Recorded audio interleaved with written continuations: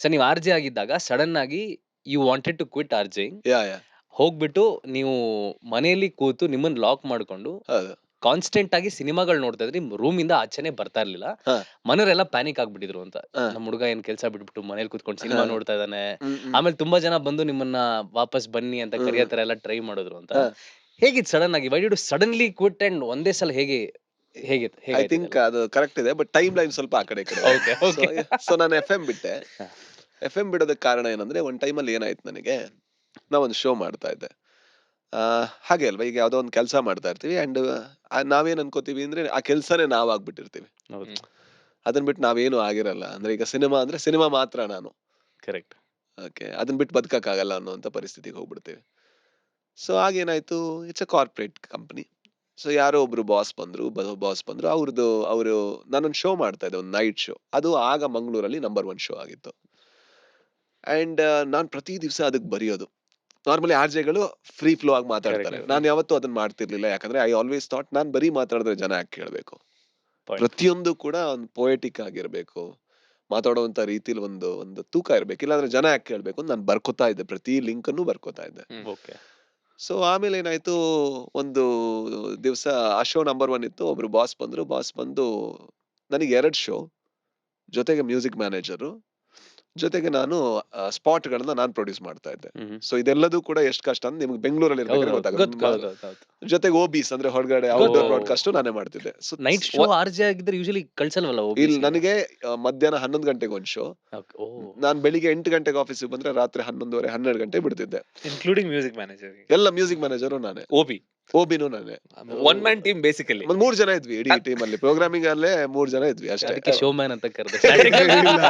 So ಆಯ್ತಾ, so ಏನಾಯ್ತು, ಇಷ್ಟೆಲ್ಲ ಕೆಲಸ ಮಾಡ್ತೀನಿ. ನನಗೆ ಆಗ ಸಂಬಳಕ್ಕೆ ಕೆಲಸ ಮಾಡ್ತಾರೆ ಅಂತ ಗೊತ್ತಿರಲಿಲ್ಲ, ಕಾನ್ಸೆಪ್ಟ್ ಅರ್ಥ ಆಗಿರ್ಲಿಲ್ಲ. ದೇವ್ರಾಣೆ, ಓಕೆ. ಎಷ್ಟೋ ವರ್ಷ ನಂಗೆ ಅರ್ಥನೇ ಆಗಿಲ್ಲ. ನನಗೆ ಕೆಲಸ ಮಾಡ್ತಿರೋದು ಯಾಕಂದ್ರೆ ನಮಗೇನೋ ಕಿಕ್ ಸಿಗುತ್ತೆ, ಒಂದು ಪ್ಯಾಷನ್ ಸಿಗುತ್ತೆ ಅಂತ. ಅಂಡ್ ಅವ್ರು ಬಂದ್ಬಿಟ್ಟು ಯಾರೆಲ್ಲ ಎಷ್ಟು ಕೆಲಸ ಮಾಡ್ತೀರಾ ತೋರಿಸಿ ಅಂತ. ಸೊ ನನ್ ಕೆಲಸ ತೋರಿಸ್ದೆ, ಎಲ್ಲರೂ ಕೆಲಸ ತೋರಿಸಿದ್ರು. ಅವ್ರು ಏನ್ ಮಾಡಿದ್ರು, ನಿನಗೆ ಕೆಲಸ ಜಾಸ್ತಿ ಆಗಿದೆ, ನೈಟ್ ಶೋ ನೀ ಬಿಡ್ಬೇಕು ಅಂತ ಹೇಳಿದ್ರು. ಅಂಡ್ ನಾನು ಅದಕ್ಕೋಸ್ಕರನೇ ಅಲ್ಲಿ ಇರೋದು, ಬೇರೆ ಯಾವ ಕಾರಣಕ್ಕೂ ಅಲ್ಲ. ಆಗ ಇಡೀ ಶೋ ಅಲ್ಲೆಲ್ಲ ಇಡೀ ಸ್ಟೇಷನ್ ಅಲ್ಲಿ ಫೈಟ್ ಮಾಡಕ್ ಶುರು ಮಾಡೋರು. ಇಲ್ಲ ಅವನು ಅದ್ ಮಾಡ್ಬೇಕು, ಅದ್ ಶೋ ನಂಬರ್ 1 ಹಾಗೆ ಹೀಗೆ ಅಂತ. ಅವ್ರು ಅದನ್ನ ಈಗೋ ಆಗಿ ತಗೊಂಡ್ಬಿಟ್ರು. ಇಲ್ಲ ಅವ್ನು ಅದನ್ನ ಮಾಡ್ಲೇಬಾರ್ದು ಅಂತ. ಆಗ ನನಗನ್ನಿಸ್ತು, ನಾನು ಇನ್ನೊಂದು 10 ವರ್ಷ ಕೆಲಸ ಮಾಡಿದ್ರು ಕೂಡ ಯಾರೋ ಒಬ್ರು ಬಾಸ್ ಬಂದು ಅವ್ರ ಈಗೋಗೋಸ್ಕರ ಇಷ್ಟು ಈಸಿಯಾಗಿ ಡಿಸಿಷನ್ ತಗೋಬಹುದು ಅಂದ್ರೆ ಏನ್ ನನ್ನ ಲೈಫ್ ಅಂತ ತಗೊಂಡೋಗಿ ರೆಸಿಗ್ನೇಷನ್ ಕೊಟ್ಟೆ, ಕೆಲಸ ಮಾಡಲ್ಲ ಅಂತ. ಆಗ ಅವ್ರು ಹೇಳಿದ್ರು, ಇಲ್ಲ ಆ ಶೋ ನೀವು ಮಾಡ್ಲೇಬೇಕು, ನನಗೆ ಆ ಶೋ ಕೊಡ್ತೀನಿ ಅಂತ. ಇಲ್ಲ you gave a revelation to me. ನೀವೇನೋ ನಂಗೆ ಅರ್ಥ ಮಾಡಿಸಿದ್ರಿ ದಟ್ ನಾನೊಬ್ಬ ಕೆಲ್ಸದವನು ಅಂತ. ಐ ಆಮ್ ಡಿಸ್ಪೋಸಬಲ್ ಅಂತ. ಹಾ, ಅದ್ ನನಗ್ ಸಾಕು. ಅದನ್ನ ನಿನ್ನ ಲೈಫಲ್ಲಿ ನಾನು ಯಾವತ್ತು ಯಾರ ಅಂಡರು ಕೆಲಸ ಮಾಡಲ್ಲ ಅಂತ ಅವತ್ತು ಡಿಸಿಷನ್ ತಗೊಂಡು ಹೊರಗೆ ಬಂದು ಒಂದು ಸ್ಟುಡಿಯೋ ಮಾಡಿದೆ. ಬರೀ ವಾಯ್ಸ್ ಕೊಡೋದು, ಅಡ್ವರ್ಟೈಸ್ಮೆಂಟ್ ವಾಯ್ಸ್ ಕೊಡೋದು, ಅದು ಇದೆಲ್ಲದು ಕೂಡ. ಆಗ ನನಗೊಬ್ರು ನನ್ನ ಫ್ರೆಂಡ್ ಪರಿಚಯ ಆದ್ರು. ಇವತ್ತು ಕೂಡ ನನ್ಗೆ ಲೈಟರ್ ಬುದ್ಧ ಫಿಲ್ಮ್ಸ್ ಅಲ್ಲಿ ಅವ್ರ ಪಾರ್ಟ್ನರು ಪ್ರವೀಣ್ ಶ್ರೀಯಾನ್ ಅಂತ. ಅವ್ರು ಏನ್ ಮಾಡಿದ್ರು, ಅವ್ರ ಸಿನಿಮಾಗಳನ್ನ ಮಾತಾಡೋದು, ಸಿನಿಮಾ ಶೇರ್ ಮಾಡೋದು, ಇದೇ ಆಗ್ತಾ ಇತ್ತು. ಈ ಸಿನಿಮಾ ಹುಚ್ಚಿಡ್ದು ನಾವು ಆಮೇಲೆ ಅಡ್ವರ್ಟೈಸ್ಮೆಂಟ್ಗೆ ಹೋದೆ. ಆಮೇಲೆ ಶಾರ್ಟ್ ಫಿಲ್ಮ್ ಗಳನ್ನ ಮಾಡಿದ್ವಿ. ಒಂದ್ ದಿವಸ ಸಿನಿಮಾ ಯಾವ ತರ ಆಯ್ತು ಅಂದ್ರೆ, ಒಂದು ಕತೆ ನನಗೆ ನೆನಪಾಯ್ತು. ನಿನ್ನ ಬ್ರಿಡ್ಜ್ ಗಳನ್ನ ಸುಡದೆ ದಯವಿಟ್ಟು ಇದನ್ನ ಯಾರು ಫಾಲೋ ಮಾಡಬಾರ್ದು, ನಾನು ಹೇಳ್ತೀನಿ. ಫಾಲೋ ಮಾಡಿದ್ರೆ ನಾನು ಹೇಳ್ದೆ ಅಂತ ಮಾಡಬಾರ್ದು, ನಿಮ್ ಇಷ್ಟ. ಸೊ ನಿಮ್ಮ ಬ್ರಿಡ್ಜ್ ಗಳನ್ನ ಸುಡದೆ ನೀವು ಯಾವತ್ತೂ ಕೂಡ ಯುದ್ಧಕ್ಕೆ ನಿಲ್ಲಲ್ಲ ಅಂತ. ಗೊತ್ತಲ್ಲ ನಿಮ್ ಕತೆ ಗೊತ್ತು? ಏನಿಲ್ಲ, ಯಾವ್ದೋ ಒಂದು ಐಲ್ಯಾಂಡ್ಗೆ ಯಾರೋ ಒಬ್ಬ ಎಕ್ಸ್ಪ್ಲೋರರ್ ಹೋದ ಅಂತ. ಹೋಗ್ಬೇಕಾದ್ರೆ ಅಲ್ಲೆಲ್ಲ ನರಭಕ್ಷಕರಿದ್ದಾರೆ. ಓಕೆ, ಇವನ ಹತ್ರ ಇರೋದೇ ಒಂದು 200-300 ಜನ, ಅಲ್ಲಿ 2000 ಜನ ಇದ್ದಾರೆ. ಇಳಿದ ತಕ್ಷಣ ಅವ್ರನ್ನ ಚಾನ್ಸೇ ಇಲ್ಲ ಸೋಲ್ಸೋದಕ್ಕೆ. ಇಳಿದ ತಕ್ಷಣ ಏನ್ ಮಾಡ್ದ, ಫಸ್ಟಿಗೆ ಶಿಪ್ ಬೆಂಕಿ ಕೊಡಿ ಅಂದ. ಯಾಕಂದ್ರೆ ಇಲ್ಲಾಂದ್ರೆ ಎಲ್ಲ ಹಿಂದೆ ಓಡೋರಲ್ವಾ. ಬೆಂಕಿ ಕೊಟ್ಟ ಕಾರಣದಿಂದಾಗಿ ಅವರವತ್ತು ನಿಲ್ಲೇಬೇಕಿತ್ತು, ಹೋರಾಡ್ಲೇಬೇಕಿತ್ತು, ಗೆಲ್ಲೇಬೇಕಿತ್ತು. ಅಂಡ್ ಅವ್ರು ಗೆದ್ರು ಕೂಡ. ಸೊ ನಾನು ಅದನ್ನ ತುಂಬಾ ನಂಬ್ತೀನಿ. ನಾನು ಅವತ್ತು ಕೂಡ ಎಫ್.ಎಂ ಬಿಟ್ಟೆ ಅಲ್ವಾ. ಅದೇ ರೀತಿ ನಾನು ಈ ಸ್ಟುಡಿಯೋದಲ್ಲಿ ಇದ್ರೆ ನಾನು ಬರೀ ದುಡ್ಡಿಗೋಸ್ಕರ ಕೆಲಸ ಮಾಡ್ತಾ ಇರ್ತೀನಿ. ಸಿನಿಮಾ ಕಲಿಬೇಕು ಅಂತ ಹೇಳಿ ಒಂದ್ ಒಳ್ಳೆ ಇನ್ಕಮ್ ಕೊಡೋ ಸ್ಟುಡಿಯೋ ಬೀಗ ಹಾಕೊಂಡು ಕಾರಣನೇ ಇಲ್ಲದೆ ಮನೆಗೆ ಬಂದು ಬಾಗಿಲು ಹಾಕೊಂಡು ಸಿನಿಮಾ ನೋಡಕ್ ಶುರು ಮಾಡಿದೆ. ಸೊ ಸಿನಿಮಾ ನೋಡೋದು, ಇಂಟರ್ವ್ಯೂಗಳನ್ನ ನೋಡೋದು, ಅಂಡ್ ಬೇರೆ ಬೇರೆ ಸೈಟ್ ಇತ್ತು. ಸ್ಕ್ರೀನ್ ರೈಟಿಂಗ್ ಫ್ರಮ್ ಅಯೋವಾ ಅಂತ ಒಂದು ಸೈಟ್ ಇದೆ. ಗೋ ಇನ್ ಟು ದ ಸ್ಟೋರಿ ಅಂತ ಒಂದು ವೆಬ್ಸೈಟ್ ಇದೆ. ಈ ವೆಬ್ಸೈಟ್ಗೆ ಹೋಗಿ ಅಲ್ಲಿ ಎಕ್ಸಸೈಸ್ ಗಳಿತ್ತು, ರೈಟಿಂಗ್ ಎಕ್ಸಸೈಸ್. ಬರೀ ಅದನ್ನೇ ಮಾಡೋದು. ನಮ್ ತಾಯಿ ಸಪೋರ್ಟ್ ಮಾಡಿದ್ರು, ಬಟ್ ಬೇರೆಯವರೆಲ್ಲ ಕೂಡ ಇವ್ನು ಹುಚ್ಚ ಅಂತ ಅನ್ಕೊಂಡಿದ್ರು.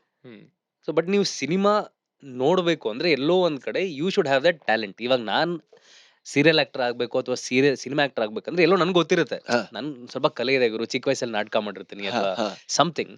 ಸೊ ನಿಮ್ ಚೈಲ್ಡ್‌ಹುಡ್ ಅಲ್ಲಿ ಯಾವ್ದು ನಿಮ್ಮನ್ನ ಸಿನಿಮಾಗ್ ಪ್ರೇರೇಪಿಸಿತು? ಯಾವ್ದೋ ಒಂದು ಟ್ಯಾಲೆಂಟ್ ಇರುತ್ತಲ್ಲ which will drive you to that. ಆ ಬ್ರಿಡ್ಜ್ ಯಾವ್ದಾಗಿತ್ತು? ಲೋನ್ಲಿನೆಸ್.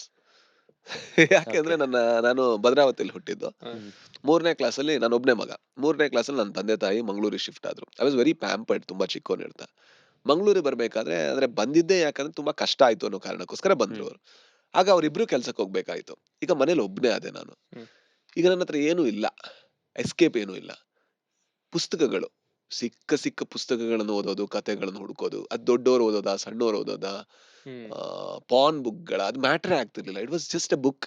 ಓದೋದು. ಯಾರೆಲ್ಲಿ ಬಚ್ಚಿಡ್ತಾರೋ ಆ ಬುಕ್‌ಗಳನ್ನ ತಗೊಂಡು ಗೃಹಶೋಭಾ ಅಂತೆ, ಮಂಗಳ ಅಂತೆ, ಬಾಲಮಂಗಳ ಅಂತೆ 4ನೇ ಕ್ಲಾಸಲ್ಲಿ ಎಲ್ಲ ಓದಕ್ ಶುರು ಮಾಡಿದೆ. ಪತ್ತೆದಾರಿ ಪುಸ್ತಕ. ಕೌಂಡಿನ್ಯ ಅಂತ ಒಬ್ರು Right. ರೈಟರ್ ಇದ್ರು. ಅನಂತರಾಮ ಅನಂತಯ್ಯನ ಅಂತ ಒಬ್ರು ಇದ್ರು. ಅವರೊಬ್ರು ರೈಟರ್. ಅದೆಲ್ಲ ಓದೋದು ಪುಸ್ತಕಗಳು. ಅದಾದ್ಮೇಲೆ ಸಿನಿಮಾ. ಹ್ಮ್. ಸಿನಿಮಾ ನೋಡೋದು.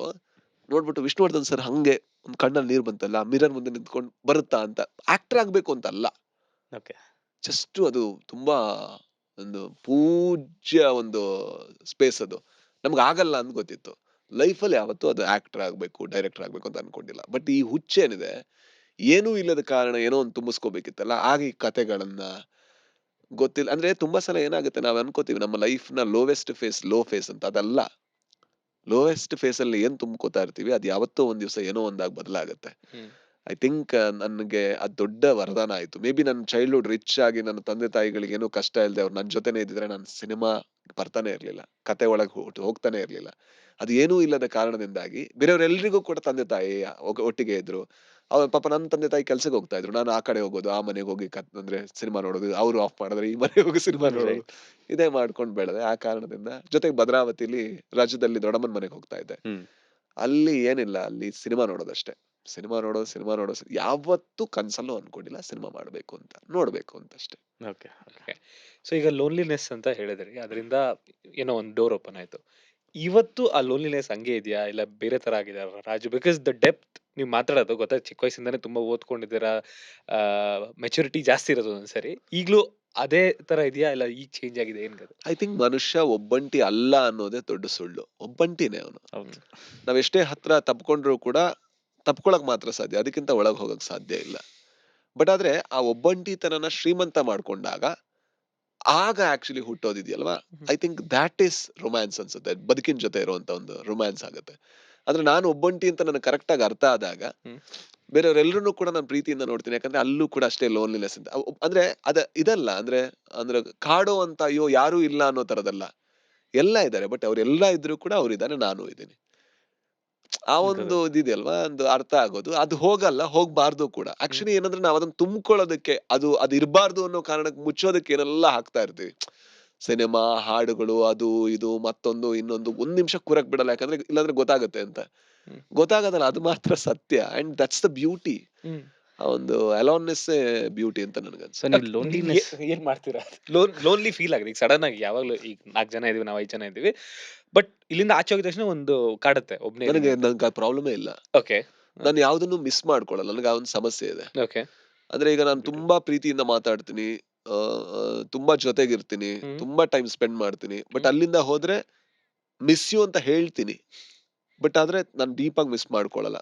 ಸೂಪರ್ಫಿಷಿಯಲ್ ಆಗಿರುತ್ತೆ ಅಂತನಾ? ಸೂಪರ್ಫಿಷಿಯಲ್ ಆಗಲ್ಲ, ಅಂದ್ರೆ ಹೇಳ್ತೀನಿ ನಾನು ಅಷ್ಟೇ. ಕರೆಕ್ಟ್. ಅಂದ್ರೆ ಇದ್ರೆ ಚೆನ್ನಾಗಿರ್ತಿತ್ತು ಅಂತ. ಬಟ್ ಆದ್ರೆ ಅದ್ ಮೆಸೇಜ್ ಅಲ್ಲಿ ಹೇಳ್ತೀನಿ ಬಿಟ್ರೆ ಹ್ಮ್. ಅವ್ರು ಇಲ್ದಿದ್ದಾಗ ನೆನಪಾಗಲ್ಲ. ಕರೆಕ್ಟ್. ನಾನು ಮಂಗಳೂರಲ್ಲಿ ಇದ್ದಾಗ ಅಯ್ಯೋ ಬೆಂಗಳೂರು ಚೆನ್ನಾಗಿತ್ತು ಅನ್ನೋದು, ಬೆಂಗಳೂರಲ್ಲಿ ಇದ್ದಾಗ ಅಯ್ಯೋ ಮಂಗಳೂರಿನ ಅದ್ ಮಾಡಲ್ಲ ನಾನು. ನಾನು ಎಲ್ಲಿದ್ದೀನಿ ಅಲ್ಲಿದ್ದೀನಿ. ಐ ಥಿಂಕ್ ನನಗೆ ಆ ಒಂದು ಅಂದ್ರೆ ಅದು ಕಾಡಲ್ಲ.